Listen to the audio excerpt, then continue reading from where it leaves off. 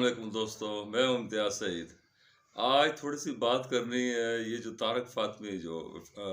साबिक़ Federal secretary और लातादाद ममालिक में पाकिस्तान के सफ़ीर रहे हैं और जिनकी वजह शोहरत इनकी अमेरिका के साथ बहुत ज़्यादा तल्लुक़ और वफ़ादारी और एक फ़ेडरल सेक्रेटरी और नवाज़ शरीफ के साथ तल्लुक़ और एक और शर्मनाक भी जो इनकी फैमिली से रिलेटेड है। जिस तरह इनकी एक बेटी ने अमेरिकी ने याद अमेरिकन से शादी की और वो इशू बना रहा और इस तरह की दूसरी हरकतें जो मुसलसल मीडिया की ज़ीनत बनती रहीं। बहरहाल उसको छोड़ के मोहतरम शहबाज शरीफ ने एक बार फिर इनको अपने फॉरेन अफेयर्स का इंचार्ज बनाया है और अपना ख़ुसूसी एलची बना के भेजा हुआ है अमेरिका में, जहाँ ये अमेरिकन से मुलाकातें कर रहे हैं कि किसी तरह पाकिस्तान की इस शहबाज शरीफ गवर्नमेंट को कोई बेल आउट पैकेज दिया जाए और जो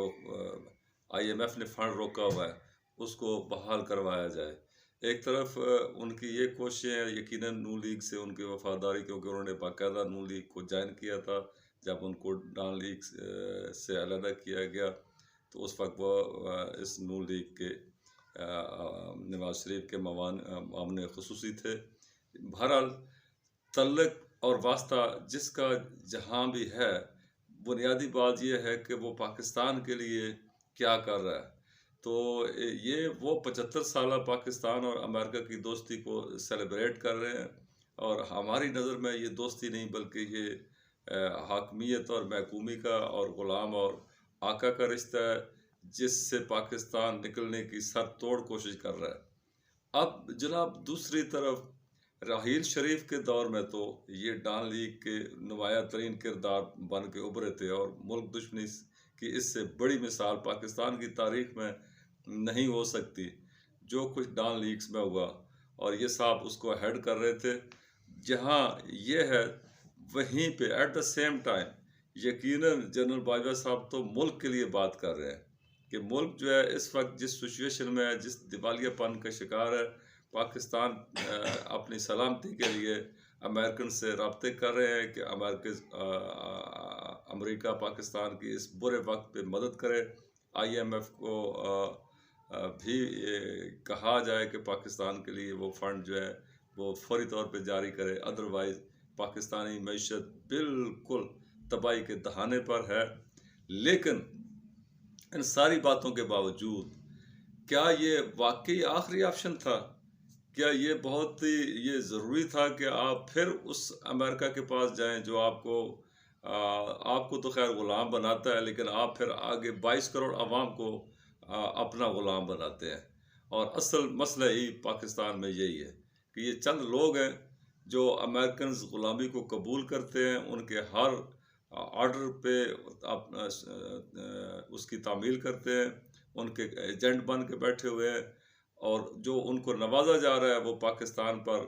उनकी हुकूमत और हाकमियत की शक्ल में है और तसल्लुत की शक्ल में है। जो आप मर्ज़ी है यहाँ पे इस मुल्क में करें, पाकिस्तान के अवाम को भूख से, बमों से, गोलियों से, दहशतगर्दी से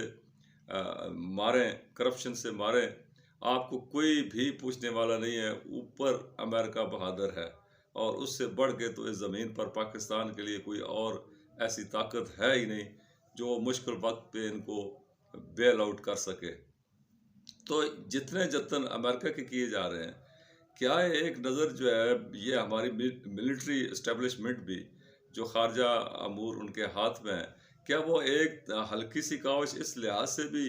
करना पसंद करेंगी या वो कोई इशारे हैं इस तरह के कि पाकिस्तान की इस सिचुएशन में जो पाकिस्तान बुरी तरह फंस गया है, इसको बड़े ऐसे तरीके से हैंडल किया जा सकता है और मुल्क को एक खुददार स्टेट बनाने में क्या अपना ये किरदार अदा करने के काबिल हैं भी, या ये भी पाकिस्तान की फ़ौज भी अब अमेरिकन एजेंटों के हाथों में है और इनकी साख भी। तो ये बहुत बड़ा सवालिया निशान है कि पाकिस्तान में इस वक्त करप्ट तरीन लोग और बिल्कुल डाकू नंगे शैतान पाकिस्तान पर मुसल्लत हैं, जो सरेआम जिसके अंदर नुक्स है वही कुछ वो सब कुछ पाकिस्तान तहरीक इंसाफ के इमरान खान के अंदर वो नकायस ढूंढ ढूंढ कर लोगों को दे रहे हैं जो नहीं भी हैं। तो आज ये एक ताज़ा तरीन अभी लेटेस्ट है कि उन्होंने अली हैदर गिलानी को, जो यूसुफ रज़ा गिलानी के फर्जंद हैं और जिनकी वजह शोहरत भी लोगों के ज़मीर ख़रीदने और पैसों के लेन देन में इनकी बाकायदा वीडियोस आई थी, उनको ये डिप्टी स्पीकर पंजाब के लिए इन्होंने नामज़द किया है नून लीग ने। और सोच माशाल्लाह यही होगी कि चूँकि ये मास्टर हैं और इनके पास पैसे फ़ंड भी हैं जो पाकिस्तान के अंदर अफरा तफरी, बेचैनी और हिजान अंगेज़ी फैलाने के लिए बहुत वाफर मकदार में यकीनन दिए गए हैं और उस फंड का इस्तेमाल करने के वो मास्टर हैं। लिहाजा उनको जो डिप्टी चेयरमैन भी डिप्टी स्पीकर के ओहदे के लिए नामज़द किया है इन्होंने। बहरहाल देखना है कि पाकिस्तान में आजकल हो क्या रहा है और पाकिस्तान के ताकतवर हल्के किस डायरेक्शन में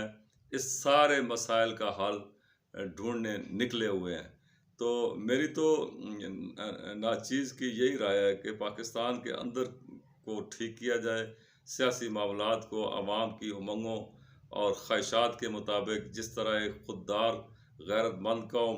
के तौर पे पाकिस्तान एक अमर जोश आ सकती है सामने और बड़े चांसेस हैं इमरान खान की क़यादत में। तो इमरान खान को मौका दें, किसी को भी दें, फेयर एंड फ्री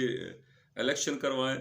और उसके नतीजे में जो गवर्नमेंट बने वो पाकिस्तान की तकदीर का फ़ैसला करे। अगर लोगों ने अमेरिकन ग़ुलामी को कबूल करना है और अमेरिका ही वाहिद हल है हमारी हर बीमारी का, तो फिर ठीक है। लेकिन अगर लोग एक खुददार और आज़ाद मुल्क के तौर पे और कौम के तौर पे दुनिया के सामने आना चाहते हैं, तो उनके इस मुल्क के रास्ते में अब मज़ीद आने वाला यकीनन पाकिस्तान की तारीख़ में उसको इंतहाई गद्दार और वतन कौम फरोश के तौर पे ही याद रखा जा सकता है। उसको कभी भी सल्यूट तो बहरहाल नहीं किया जा सकता। बहुत शुक्रिया जी, अपना ख्याल रखें। अल्लाह।